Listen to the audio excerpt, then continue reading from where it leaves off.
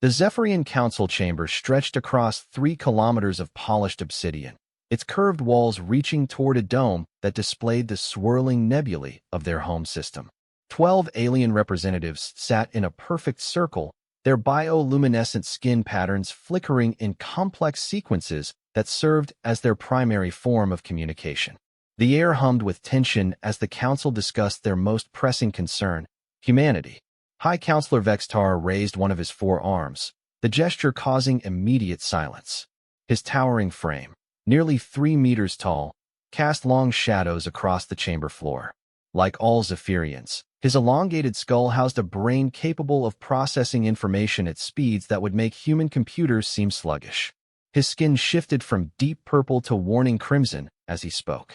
"The humans have rejected our final ultimatum," Vextar announced, his voice carrying the harmonic undertones that made Zephyrian's speech sound like a choir of crystal bells. They refused to abandon their expansion into the Outer Rim territories. Counselor Nixera leaned forward, her silver-blue skin pulsing with indignation. "These primitive mammals dare to challenge the hegemony? We who have ruled the galaxy for 10,000 years." Her laugh was like breaking glass. "They have barely mastered faster-than-light travel, and yet they think they can claim worlds that rightfully belong to civilized species." The youngest council member, Zevion, flickered uncertain yellow patterns across his skin. "Perhaps we should consider their perspective. Humans are different from other species we have encountered. Their adaptability is remarkable, and their technology, while crude, shows surprising innovation." A collective wave of dismissive purple swept across the other counselors' skin patterns. Vextar's eyes, which could perceive across 17 different spectrums of light, fixed on the young counselor with barely contained contempt. "Different." Vextar's skin flashed angry red. "They are chaos incarnate. Every species we have ever encountered has understood the natural order. The strong rule, the weak submit. But humans? They have this absurd notion that all beings are equal. They form alliances with species we consider barely sentient. They share technology freely instead of hoarding it for power. They are a cancer that will spread throughout the galaxy if we do not excise them now." Counselor Thax Immel, whose ancient frame had witnessed the rise and fall of a dozen galactic civilizations, spoke with the weight of millennia behind his words. "I have studied their military history extensively. They are barbaric, yes, but their capacity for warfare is concerning. They have spent their entire evolutionary history fighting each other with increasing sophistication. When most species developed interstellar travel, they abandoned warfare as primitive. Humans brought their weapons to the stars." The council chamber's massive display screens flickered to life, showing tactical readouts of human space. Hundreds of worlds glowed blue, connected by the bright lines of established trade routes. Military installations pulsed red at strategic points throughout their territory. "Their expansion rate is unprecedented," continued Thax Immel. "In the 100 years since they achieved FTL capability, they have established colonies on over 300 worlds. At this rate, they will control half the galaxy within a millennium." Nixera's skin rippled with scornful laughter. "Let them spread. Quantity means nothing without quality. Our technology is thousands of years ahead of theirs. Our ships are faster, our weapons more powerful, our soldiers superior in every way. A direct military confrontation would be over before it began. Which is exactly why we will not engage in direct confrontation," Vextar said, his tone carrying the finality of absolute authority. "The hegemony has maintained its dominance not through brute force, but through surgical precision. We will deploy the Shadowkin." A profound silence fell over the chamber. Even among the Zephyrian elite, the Shadowkin were spoken of in whispers. They were the ultimate evolution of the assassin's art, being so thoroughly modified and trained that they barely qualified as sentient anymore. Their bodies had been restructured at the cellular level to achieve perfect stealth and lethality. Their minds had been conditioned beyond the point of individual identity, existing only to kill. Zevion's skin patterns flickered with nervous uncertainty. "High Counselor, the Shadowkin have never been deployed on such a scale. They were created to eliminate specific targets, not to wage war against an entire species. Which is precisely why they will succeed where conventional forces might fail," Vextar replied. Humans may be adaptable warriors, but they think in terms of armies and fleets. They will be expecting a traditional war. Instead, we will remove their leadership, their military commanders, their scientists, their politicians. Without coordination, their scattered colonies will fall one by one. Fax-Imel called up detailed files on the chamber's displays. Holographic images rotated slowly, showing the perfectly engineered forms of the Shadowkin. They stood 2 meters tall, their bodies lean and graceful as dancers, every muscle fiber optimized for speed and lethality. Their skin could shift through the entire visible spectrum, providing perfect camouflage in any environment. Their bones had been replaced with crystalline matrices that could absorb and redirect energy, making them nearly invulnerable to most weapons. Their nervous systems had been enhanced with quantum processing implants that allowed them to react faster than thought itself. The creation of a single Shadowkin requires the resources of an entire star system, Fax-Imel noted. The genetic modifications alone take decades to complete, the mental conditioning even longer. Each one represents the pinnacle of hegemony biotechnology. How many are we prepared to deploy? Asked Counselor KYXera, her patterns shifting to interested orange. 500, Vextar announced. The entire operational force. They will be divided into strike teams and deployed simultaneously across human space. Within one standard month, every major human leader, military commander, and key scientist will be dead. Their governments will collapse into chaos, their military will fragment, and their expansion will halt permanently. Nyxera's skin glowed with savage satisfaction. And if any human colonies attempt to resist after their leadership is eliminated, then we will demonstrate the price of defying the hegemony. Vextar's patterns darkened to black. Complete orbital bombardment. Turn their worlds into examples for any other species that might harbor thoughts of rebellion. The vote was unanimous, as it always was in the Council. The Shadowkin deployment would begin immediately. 3 weeks later, in the depths of space between the hegemony and human territories, the deployment commenced. 5 massive ships materialized from hyperspace, their hulls invisible to all known forms of detection. Each vessel carried 100 Shadowkin in specialized stasis pods, along with the equipment necessary to infiltrate human space. Strike Team 7 materialized in the outer system of Kepler 442, home to the Human Colonial Administration headquarters. Their ship, no larger than a human fighter craft, slipped past orbital defenses that couldn't detect what they couldn't perceive. The team leader, designated Hunter Prime 7, reviewed the mission parameters one final time. Target, Admiral Sarah Chun, Supreme Commander of Human Colonial Defense Forces. Location, Colonial Administration Building, New Geneva, Kepler 442b. Timeline, 72 hours maximum. Secondary targets, Admiral Senior Staff, Key Military Advisors, and Backup Command Structure. Acceptable casualties, total elimination of all human personnel in target area. Hunter Prime 7 felt no emotion regarding the mission. Emotion had been surgically removed from his consciousness along with most other human-like thoughts. He existed to hunt, to kill, and to disappear. His 4 team members were equally focused, equally deadly, and equally empty of anything resembling individual personality. They entered Kepler 442b's atmosphere in personal drop pods that vaporized completely upon impact, leaving no trace of their arrival. The planet's capital city sprawled beneath them, millions of humans going about their daily lives completely unaware that death had just descended from the stars. The Colonial Administration building rose 50 stories above New Geneva's downtown district, its gleaming metal and glass facade reflecting the light of the system's twin suns. Security was impressive by human standards. Energy barriers, automated defense turrets, biometric scanners, and nearly 1,000 trained soldiers maintaining constant vigilance. To the Shadowkin, it might as well have been undefended. Hunter Prime 7's skin shifted to match the building's exterior perfectly as he scaled the outer wall. His hands and feet secreted molecular adhesives that allowed him to climb vertical surfaces as easily as walking.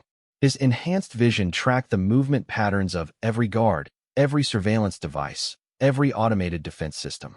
The building's security had been designed to stop human intruders. It was completely ineffective against beings who existed outside normal reality. Admiral Chun was in her office on the 48th floor, reviewing deployment schedules for the next phase of colonial expansion. She was a veteran of 3 border conflicts, a tactical genius who had earned her position through 20 years of brilliant military service. Her security detail consisted of 12 elite soldiers, each one a warrior who had proven themselves in actual combat against hostile alien species. None of them saw death approaching. Hunter Prime 7 phased through the office's reinforced walls like a ghost, his modified cellular structure allowing him to briefly exist in a quantum state between matter and energy. Admiral Chun looked up from her holographic displays just as he materialized beside her chair. For one frozen moment, human and Shadowkin regarded each other across an impossible gulf of evolution and purpose. Chin's hand moved toward her sidearm with the speed of trained instinct. Hunter Prime 7's blade was already in motion. The weapon was a masterpiece of hegemony technology, a monomolecular edge that could cut through any known material at the subatomic level. It sliced through Admiral Chin's throat so cleanly that for several seconds, her brain didn't register that she was already dead. The security team reacted with commendable speed, but they were fighting an enemy that existed beyond their understanding. Hunter Prime 7's teammates had already eliminated the backup command staff in adjacent offices. Energy weapons fired uselessly as the Shadowkin shifted between quantum states, becoming intangible at will. When they chose to become solid again, their return strikes were perfectly placed, instantly fatal, and completely silent. Within 6 minutes, the entire Colonial Administration command structure was dead. The Shadowkin vanished as quickly as they had appeared, leaving behind only corpses and confusion. Similar scenes played out across human space over the next 72 hours. On Terra Nova, the planetary governor died in his sleep, his throat cut so precisely that he never woke up. On Titan Station, the entire senior staff of the Human Science Consortium simply vanished during a routine meeting, their bodies never found. On the frontier world of Kepler 186F, the military commander who had successfully defended the planet against 3 alien incursions was found dead in his sealed bunker, surrounded by his elite guard who showed no signs of injury, but had somehow simply stopped living. The death toll was staggering. Over 10,000 of humanity's most important leaders, scientists, military officers, and administrators died in what appeared to be completely unconnected incidents. Panic began to spread through human space as the scale of the coordinated assassination campaign became clear.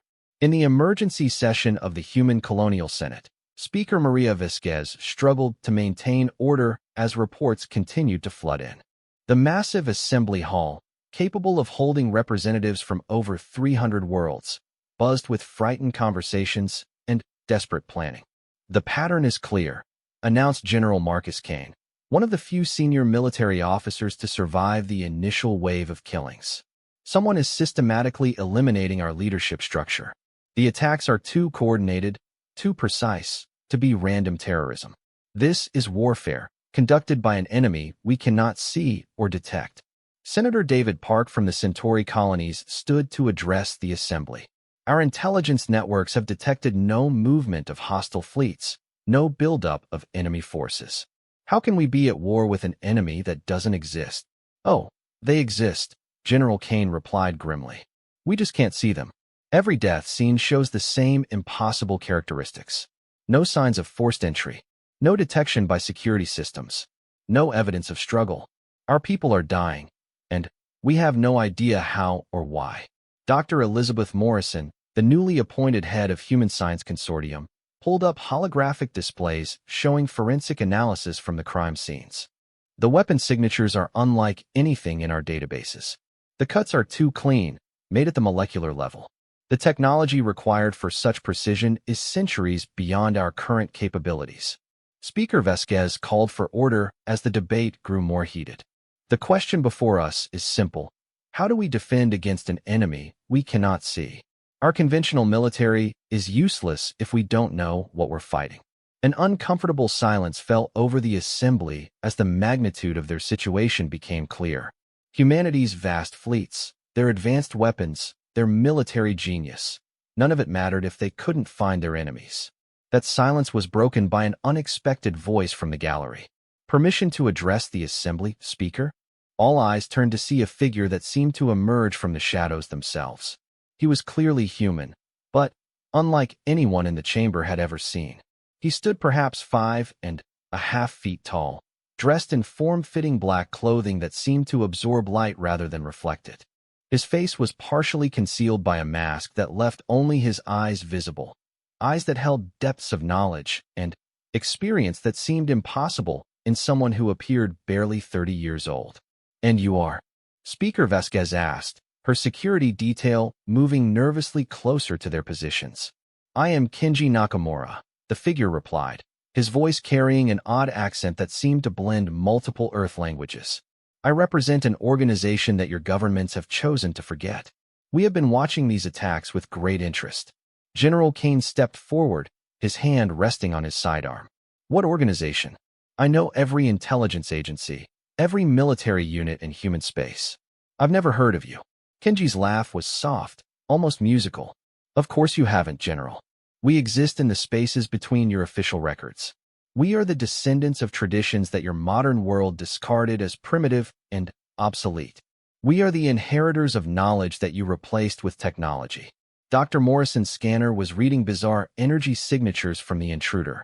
"Speaker, this man doesn't register on any of our detection systems. It's as if he's not entirely here." "That is because I am not," Kenji replied calmly. "I exist in the shadows, as my ancestors have for over 1,000 years. We are ninja, the invisible guardians of humanity. And we have been waiting for this day." The word sent a ripple of incredulous murmurs through the assembly.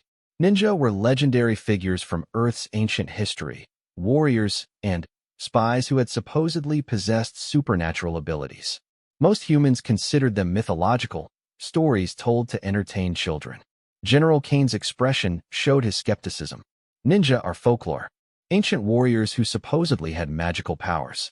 They disappeared from history centuries ago." Kenji moved then, and the entire assembly gasped. One moment he was standing at the back of the chamber, the next he was beside General Kane, having traversed the distance faster than the eye could follow. His hand rested gently on the general's sidearm, which was somehow no longer in its holster. "We did not disappear, General," Kenji said softly, offering the weapon back. "We evolved. While humanity reached for the stars, we perfected the arts of the invisible warrior. We learned to move between heartbeats, to exist in the spaces where light cannot reach, to become one with the darkness itself." Speaker Vasquez struggled to maintain her composure. "Assuming you're telling the truth, what does your organization propose to do about these assassinations?" Kenji returned to his original position with the same impossible speed. "The enemy you face is skilled, Speaker. They are beings who have been modified beyond normal limitations, trained to perfection, and equipped with technology that makes them nearly invulnerable. They believe themselves to be the ultimate predators."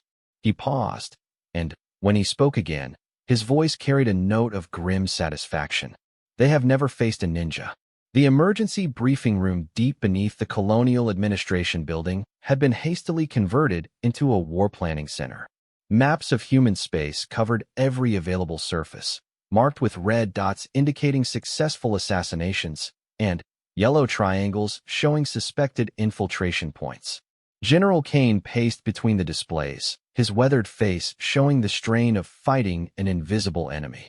Kenji sat motionless in the corner, so still that most of the officers present occasionally forgot he was there.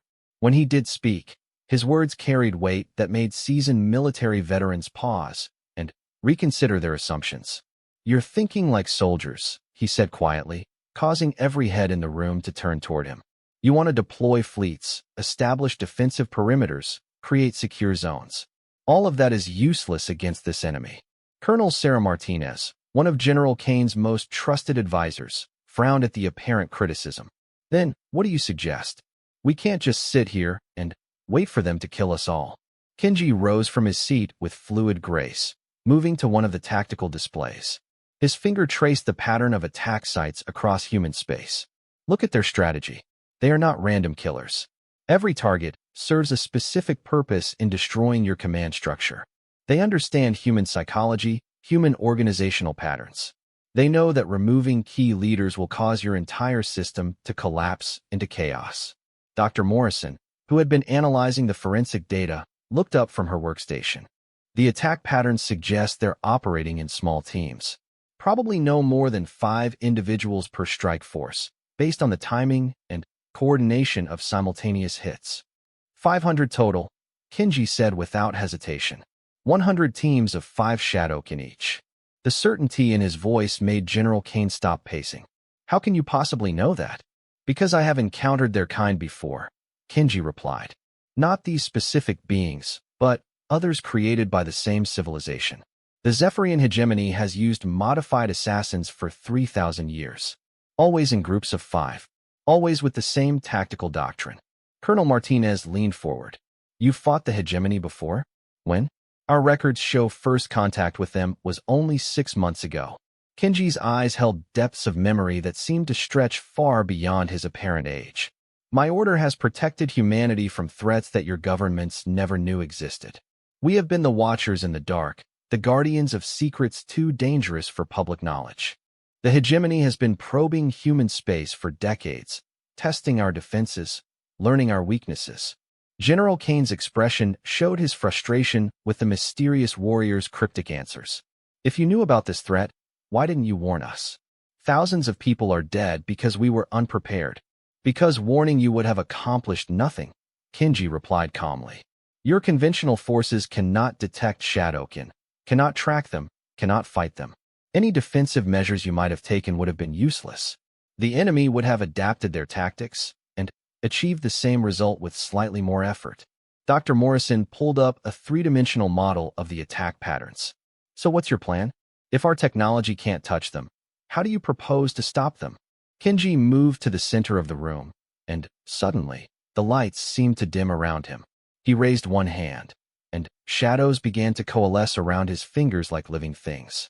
Because while your civilization advanced through technology, mine advanced through understanding the fundamental forces that technology cannot touch. The shadows expanded, flowing across the walls and ceiling like water. Within moments, the briefing room was plunged into complete darkness, yet somehow everyone present could still see Kenji clearly, as if he existed in a bubble of different reality.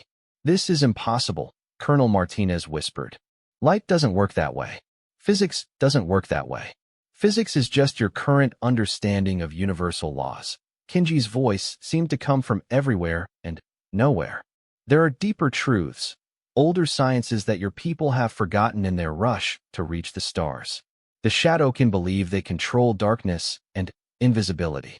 They are children playing with forces they do not truly understand. The shadows withdrew, and normal lighting returned to the room. Several of the officers were blinking rapidly, trying to convince themselves of what they had just witnessed. General Kane was the first to find his voice. Assuming everything you're saying is true, what exactly are you proposing? I am proposing to hunt the hunters, Kenji replied simply. But I cannot do this alone. I need access to your intelligence networks, your transportation systems, and your orbital surveillance data. Most importantly, I need you to continue acting as if you are helpless against this threat. Dr. Morrison looked confused. You want us to pretend we can't fight back? Why? Because the Shadowkin's greatest strength is also their greatest weakness, Kenji explained. They have been modified to be perfect assassins, but that perfection comes at a cost. They have lost the ability to truly adapt, to think beyond their programming. They will continue using the same tactics, the same infiltration methods, the same target selection criteria. He moved to the tactical display, his finger tracing lines between attack sites. They believe they are invisible to all human perception. They believe they are untouchable by human weapons. They believe they understand how humans think and react. All of these beliefs are about to be proven wrong. Colonel Martinez studied the display with new understanding. You want to use their predictability against them. Set traps based on their expected attack patterns. Not traps, Kenji corrected. A hunt. The shadow can move through your space like ghosts, believing themselves undetected. But they leave traces that only one trained in the old ways can perceive. Disturbances in the fabric of reality itself. Echoes in the quantum field. shadows cast by beings who should cast no shadows. General Kane pulled up a list of probable next targets based on the assassination pattern. If you're right about their methodology, they'll be going after the sector military commanders next. Admiral Torres on Proxima Station, General Harrison on the Titan orbital platform, Commander Singh at the Outer Rim defense grid. Admiral Torres will be the primary target, Kenji said with certainty. Proxima Station controls the choke point between the inner colonies and the frontier worlds. Eliminating her will fracture your military command structure more effectively than any other single assassination. Dr. Morrison began calculating travel times and logistics.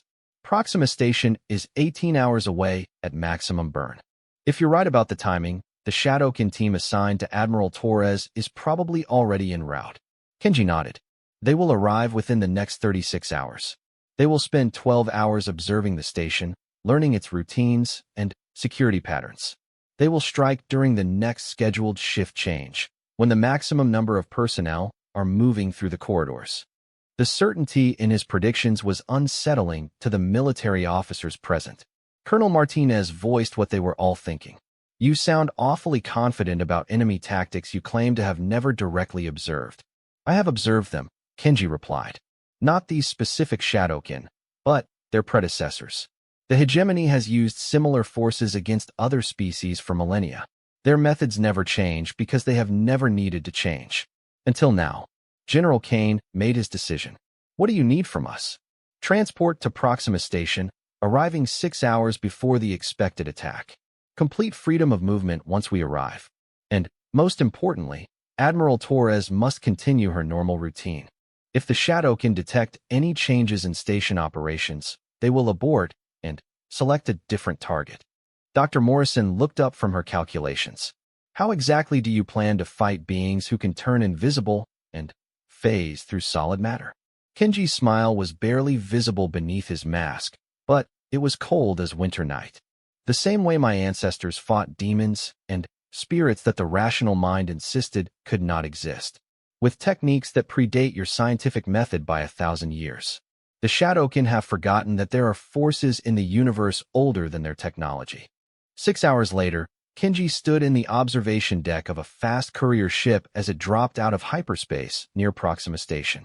The massive military installation hung against the star field like a metallic flower, its rotating sections generating artificial gravity for the 50,000 personnel stationed there. Captain Lisa Chun, the courier ship's commander, watched nervously as her passenger prepared for deployment. I still don't understand how you're planning to reach the station undetected. Our sensors show 3 hegemony scout ships in the outer system.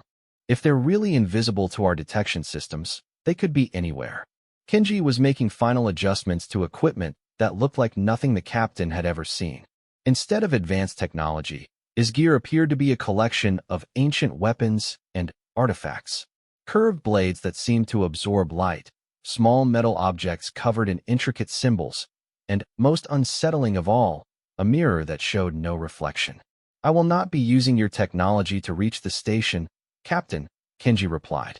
The Shadowkin can detect and counter anything based on conventional physics. But they have no defense against methods that exist outside their understanding. He moved to the ship's cargo bay, where he had spent the past 6 hours in what could only be described as meditation. When he emerged, something fundamental had changed about his presence. The shadows around him seemed deeper, more substantial, as if they possessed independent existence. Captain, you will maintain position here for exactly 72 hours, Kenji instructed. If I have not returned by then, report to General Kane that the mission was unsuccessful. Under no circumstances should you attempt rescue operations. The forces I am about to engage are beyond the capability of conventional weapons to effect. Captain Shin wanted to object, to point out that they were thousands of kilometers from Proxima Station with no shuttle or escape pod available. Before she could voice her concerns, Kenji stepped backward into the cargo bay's shadows and simply vanished. Not cloaked, not teleported, not hidden by advanced technology. He became one with the darkness and ceased to exist in normal space-time. Aboard Proxima Station, Admiral Rosa Torres was reviewing defensive deployments for the Outer Rim sectors, unaware that death was approaching her position. The admiral was a legend in the Colonial Defense Force, a tactical genius who had personally designed many of the strategies that kept humanity's expanding borders secure. Her elimination would create chaos throughout the military command structure. Strike Team 15 had arrived in System 12 hours earlier, their ship hidden within the station's sensor-blind spot created by the nearby star's radiation. Hunter Prime 15 studied the target location through enhanced vision that could perceive across 17 different spectrums. The station's defenses were formidable by human standards, but they posed no significant challenge to Shadowkin infiltration methods. The team's assault plan was elegant in its simplicity. They would phase through the station's outer hull during the shift change, when energy fluctuations from personnel movements would mask their quantum signatures. Hunter Prime 15 would eliminate Admiral Torres while his teammates handled the command staff and security details. Total operation time, for minutes and 30 seconds. They materialized inside the station's central command section like ghosts given substance. The Shadowkin moved through corridors filled with human personnel, completely undetected by both technological sensors and biological perception. Their modified forms existed in a quantum state that was neither fully matter nor energy, allowing them to observe everything while remaining essentially invisible. Admiral Torres was in her ready room adjacent to the main command center, studying fleet deployment schedules on a holographic display. 2 security guards flanked the entrance, elite soldiers who had survived combat against 3 different hostile alien species. Neither of them noticed as Hunter Prime 15 phased through the wall behind the Admiral's chair. The Shadowkin's blade was already in motion when the lights went out. Not mechanical failure, not power loss, but absolute darkness that seemed to possess weight and substance. Hunter Prime 15's enhanced vision, capable of perceiving across multiple spectrums, suddenly showed him nothing but endless black void. Impossible, the assassin thought, the first individual concept to penetrate his conditioned mind in decades. Light cannot simply cease to exist. A voice spoke from the darkness, calm and utterly without fear. You are far from home, Shadow Dancer. And you have chosen the wrong prey. Hunter Prime 15 spun toward the sound, his blade cutting through the air where a human throat should have been. Instead, he found empty space and the soft sound of amused laughter. Your masters have taught you to hunt in darkness. The voice continued, seeming to come from everywhere and nowhere. But they never taught you to face something that is darkness itself. The Shadowkin activated his quantum state modulation, phasing between matter and energy to escape the trap. Instead, he found himself held in place by forces that his modifications were never designed to counter. Ancient techniques that worked on fundamental principles his creators had never imagined. Who are you? Hunter Prime 15 demanded, the question forcing itself past his conditioning. I am the shadow you cast when you believe yourself invisible, came the reply. I am the silence between heartbeats. I am the space between thoughts. I am what your people would call ninja. Hunter Prime 15 tried to call for his teammates, but found that the darkness had somehow isolated him from all communication. Worse, he could sense that his fellow Shadowkin were facing similar encounters elsewhere in the station. Forces they had never trained to fight were systematically dismantling their perfect assault. The blade that took Hunter Prime 15's life was not made of advanced alloys or quantum-forged materials. It was simple steel, folded and refolded 1,000 times by ancient techniques, given an edge that could cut between molecules not through technology, but through understanding forces that science had forgotten to measure. As the Shadowkin fell, the darkness receded like a retreating tide. Admiral Torres found herself still alive, still unharmed, standing over the body of something that looked almost human but definitely was not. Her security guards rushed into the room, weapons drawn, scanning for threats their sensors could not detect. Admiral, are you injured? One of them asked, his voice tight with confusion and adrenaline. Admiral Torres knelt beside the fallen assassin, studying features that were simultaneously beautiful and terrifying. No, I'm fine. But I think we need to update our threat assessment protocols. And someone needs to explain to me what just happened. A figure materialized from the shadows near the far wall, resolving into the form of a man dressed in black. He bowed formally to Admiral Torres before speaking. Kenji Nakamura, at your service, Admiral. I apologize for the dramatic entrance, but subtlety was required to counter the enemy's advantages. Admiral Torres stood slowly, her hand instinctively moving toward her sidearm. You're the ninja General Kane mentioned in his briefing. How did you get aboard my station without triggering any security alerts? The same way they did, Kenji replied, gesturing toward the dead Shadowkin. By moving through spaces that your technology does not recognize as existing. The difference is that I serve humanity, while they serve extinction. The Admiral's security team maintained their weapons trained on Kenji, uncertain whether he represented a threat or salvation. Admiral Torres studied him carefully, noting details that her military training told her should not be possible. My sensors can barely detect you, she observed. It's as if you're not entirely here. That is because I am not, Kenji replied calmly. I exist in the spaces between realities, walking paths that were old when your ancestors first looked up at the stars. It is the only way to fight an enemy that has transcended normal physical limitations. Admiral Torres activated her communication system. Command, this is Admiral Torres. Threat level has been downgraded to green. Security teams report to Level 7, Section C. We have 5 intruders down, casualties unknown pending medical examination. She turned back to Kenji. 5 intruders. You took out an entire assassination team by yourself. Speed is essential when hunting shadows, he replied. Allow one to escape, and they learn to counter your methods. The hegemony believes their Shadowkin are invincible because no enemy has ever survived contact with them long enough to develop effective countermeasures. The Admiral pulled up station-wide security recordings, trying to piece together what had actually happened. The timestamps showed impossible results. The attack had lasted exactly 4 minutes and 30 seconds. But, instead of Admiral Torres dying, all 5 intruders had been eliminated with surgical precision. This is going to require one hell of a report, Admiral Torres muttered, studying the footage that showed her would-be assassins simply falling over dead with no visible cause.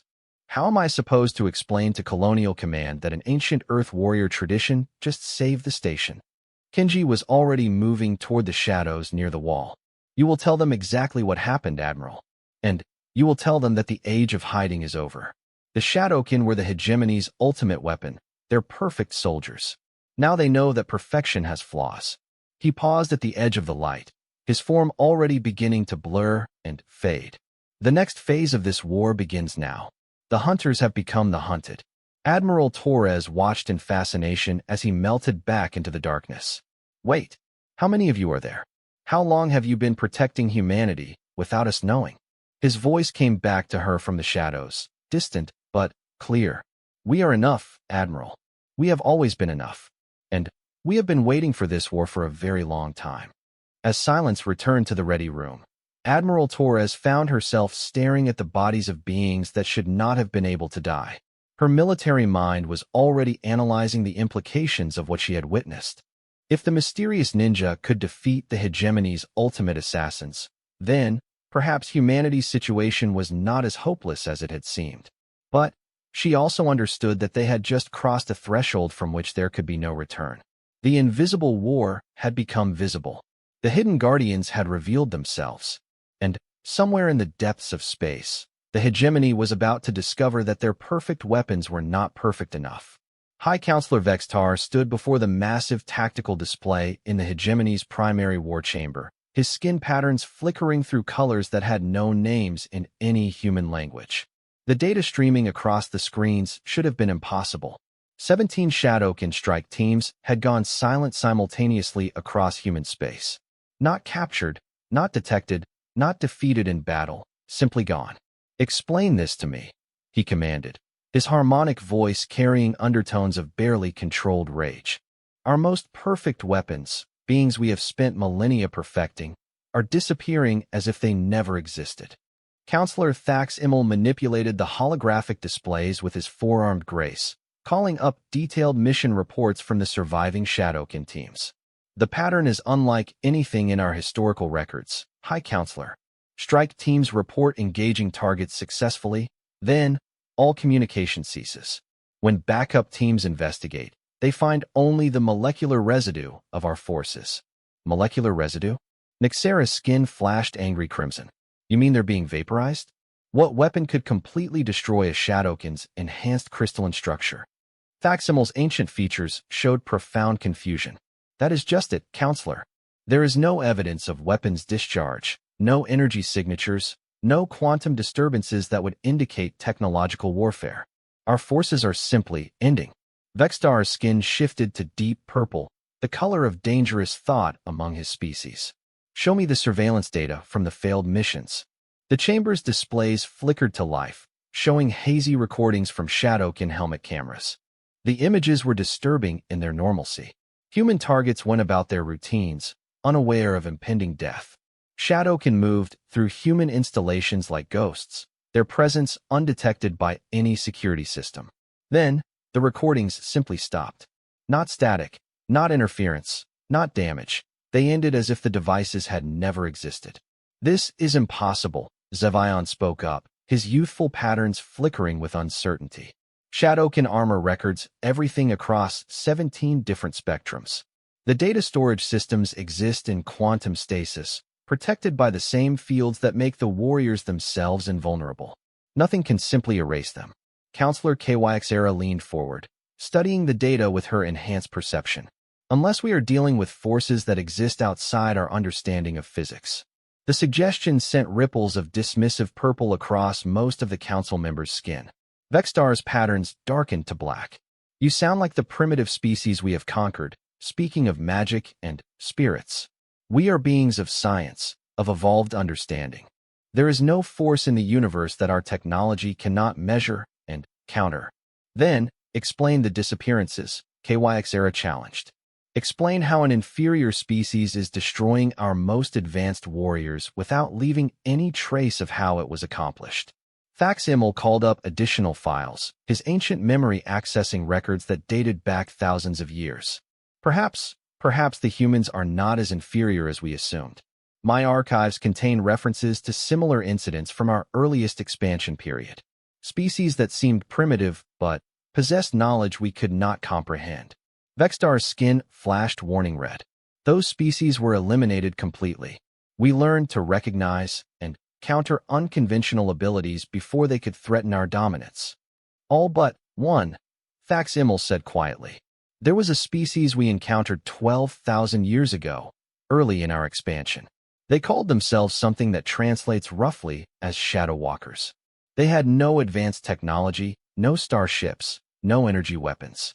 But they could move between realities, exist in multiple quantum states simultaneously, and manipulate forces that our science insisted were impossible. The chamber fell silent as the implications sank in. Nyxera was the first to speak. What happened to them? We never conquered them, Facsimil admitted. They simply left, vanished from normal space-time. Our archives assumed they had gone extinct, but now I wonder if they found refuge elsewhere in the galaxy. Vextar's patterns shifted through rapid calculations. You're suggesting that these Shadow Walkers somehow survived and allied themselves with humanity? That they are responsible for our losses? I am suggesting, Facsimil replied carefully, that perhaps humanity possesses allies we never detected. Forces that exist outside our ability to perceive or counter. Before Vextar could respond, the chamber's emergency communication system activated. The holographic image of Fleet Commander Zarkoth materialized above the council table, his usually perfect composure showing cracks of genuine fear. High Counselor, the Fleet Commander's voice carried harmonics of barely controlled panic. We have a situation. The Shadow Forces are no longer passive. They are hunting our remaining teams. Vextar's skin went completely black, the color of absolute authority. Explain. Strike Team 43 was investigating the disappearance of Team 42 on the human world of Kepler 452b. Their mission was simple reconnaissance, determine what happened to the missing unit. Instead, the fleet commander paused, accessing data that seemed to disturb him on a fundamental level. Instead what, Commander? Vextar's voice dropped to threatening subsonic levels. Instead, they found their predecessors' remains arranged in a pattern that matched known human burial customs. And they found a message. The council chamber fell silent except for the harmonic hum of the building's environmental systems. Zevion's patterns flickered nervous yellow. What kind of message? Fleet Commander Zarkoth transmitted the data directly to the chamber's displays. The image that appeared made several council members recoil in shock. 5 Shadowkin bodies were arranged in a perfect circle around a stone monument that definitely had not been there during orbital surveys. Carved into the stone in precise Zephyrian script was a simple declaration. The hunters become the hunted. Your perfect warriors are imperfect. Your invisible killers are visible. Your ultimate weapons are obsolete. Come to us directly and learn why humanity has never bowed to any master. Below the message, carved with even greater precision, was a set of coordinates pointing to empty space between human and hegemony territories. Vextar studied the message for long moments, his patterns shifting through complex calculations and strategic assessments. Finally, he spoke. This is clearly a trap. Humans attempting to lure us into direct confrontation where their technological disadvantages would be less relevant. Or, Thax Immel suggested quietly, it is an invitation to face the consequences of our actions. We deployed the Shadowkin to eliminate human leadership through terror and assassination. Perhaps humanity has decided to respond in kind. Nyxera's skin flashed scornful silver. You give them far too much credit. No species has ever successfully challenged the hegemony's dominance. These shadow warriors, whatever they are, may have some unusual abilities, but they are still bound by the fundamental laws of reality. Are they? KYX pulled up additional analysis of the Shadowkin remains. Look at the forensic data. These warriors were not killed by any weapon we can identify. They show no signs of energy discharge, no molecular disruption, no quantum field collapse. They appear to have simply stopped existing. Fleet Commander Zarkoth's image flickered with uncertainty. High Counselor, what are your orders regarding the remaining strike teams? We still have over 300 Shadowkin deployed across human space. Vextar's decision process was visible in the rapid color shifts across his skin. Pride warred with caution, arrogance with pragmatism. Finally, his patterns settled into the deep blue of tactical withdrawal. Recall all strike teams immediately, he commanded. We will reassess human capabilities before proceeding with further assassination missions. And the coordinates provided in their message. Thax Immel asked. Vextar's skin shifted to the crimson of absolute determination. We will respond, but not as they expect. Deploy the 5th Fleet to those coordinates. If these shadow warriors believe they can challenge hegemony power through tricks and illusions, they will discover what our true military might can accomplish. 3 days later, the coordinates specified in the carved message became the site of the most unusual confrontation in galactic history. The hegemony's 5th Fleet materialized from hyperspace in perfect formation. 50 capital ships, each one capable of destroying an entire planet, accompanied by 300 support vessels, and the most advanced military technology the galaxy had ever produced. They found themselves facing a single figure standing in open space. Not in a ship, not protected by environmental systems, not sustained by any technology their sensors could detect. A human male in simple black clothing, standing among the stars as if they were solid ground beneath his feet. Fleet Admiral Kextor stared at the impossible sight through his flagship's main viewer. How is this possible? No biological entity can survive in hard vacuum. No technology we know of can sustain life in open space without massive support systems. His science officer, a young Zephyrian named Veltar, ran scan after scan of the lone figure. Admiral, I'm reading no environmental protection, no life support, no artificial gravity field. According to every law of physics we understand, that being should be dead. Yet there he stands, Admiral Kextor mused, his skin patterns showing deep confusion. Open a communication channel. The figure in space turned toward their fleet, and somehow his voice reached them across the vacuum with perfect clarity, speaking flawless Zephyrian. Greetings, children of the hegemony. I am Kenji Nakamura, and I speak for the true guardians of humanity. You sent assassins against our people. We have come to discuss the consequences. Admiral Kextor activated his ship's communication array. Human, you are either insane or in possession of technology beyond our ability to detect. Explain how you survive in open space. Kenji's laugh carried across the void like wind through ancient trees. I survive because I have learned truths that your science has forgotten to seek. I exist in the spaces between realities, breathing the substance of possibilities rather than mere atmosphere. The Admiral's skin flickered with frustrated orange. Enough poetry. You are outnumbered 50,000 to 1. Surrender now, and we will study you before your execution. Outnumbered. Kenji seemed genuinely amused. Admiral, you are thinking like a being bound by the constraints of normal space-time. Allow me to demonstrate the flaw in your calculations. The ninja raised one hand, fingers spread wide toward the hegemony fleet. For a moment, nothing seemed to happen. Then, space itself began to ripple around him, reality bending like water disturbed by a dropped stone. The shadows between the stars deepened, took on substance, began to move with purpose and intent. From those shadows stepped additional figures, each one dressed in the same simple black clothing, each one standing impossible and alive in the vacuum of space. 1 became 10, 10 became 100, 100 became 1,000.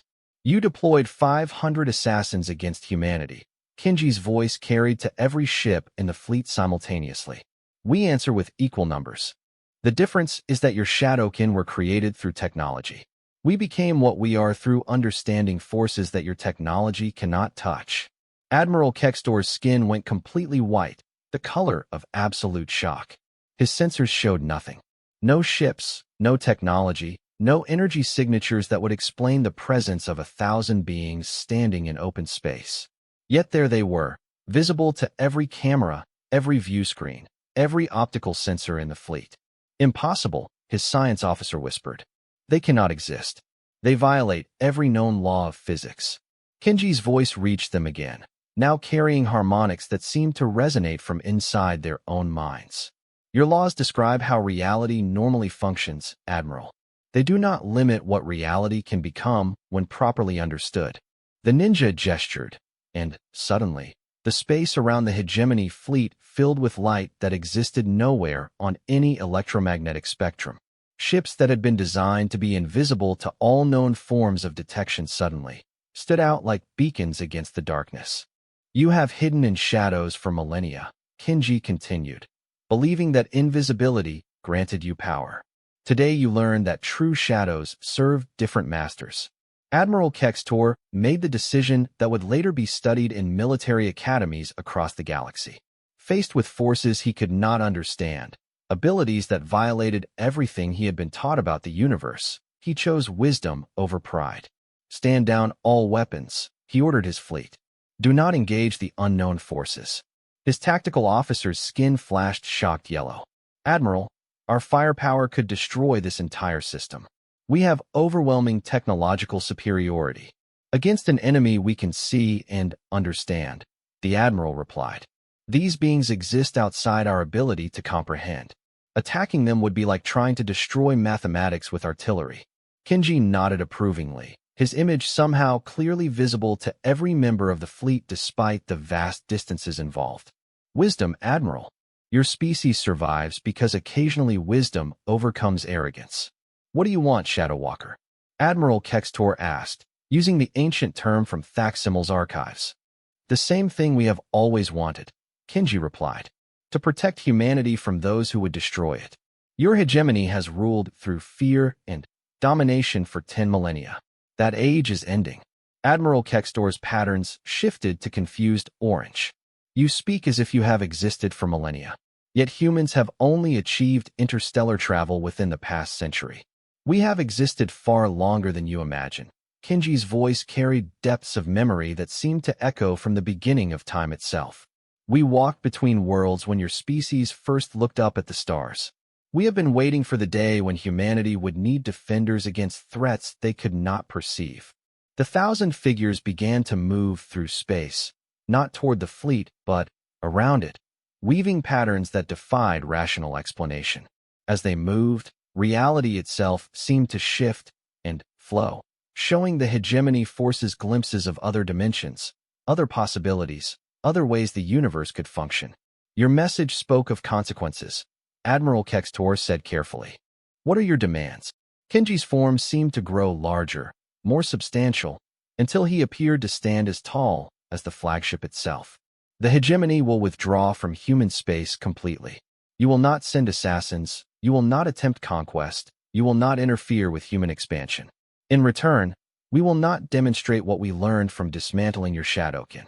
The threat was delivered without anger, without passion, with the simple certainty of natural law. Admiral Kextor understood that he was in the presence of forces that could reshape reality itself. And, if the Council refuses your terms? Kenji's smile was visible across the vacuum of space, cold as the death of stars. Then, the hegemony will discover that invisibility works both ways. Your worlds, your fleets, your entire civilization could simply disappear. Not destroyed, not conquered, just gone, as if they had never existed at all. The demonstration that followed lasted exactly 1 minute. A small asteroid near the fleet, roughly the size of a hegemony cruiser, simply ceased to exist. Not vaporized, not reduced to component atoms, not transported elsewhere. It was removed from reality so completely that the universe folded in to fill the space it had occupied. The choice is yours, Admiral, Kenji said as the 1,000 figures began to fade back into the shadows between realities. We are patient. We have waited 12,000 years for this conversation. We can wait longer if necessary. Admiral Kextor watched as the impossible army vanished, leaving only empty space and the memory of demonstrated power beyond his comprehension. His communication officer was already receiving urgent messages from every ship in the fleet, requesting orders, demanding explanations, seeking guidance for a situation that had no precedent in hegemony history. Set course for home, the Admiral commanded. Maximum speed. Sir, his tactical officer protested. We haven't completed our mission. We were ordered to demonstrate hegemony power to these shadow warriors.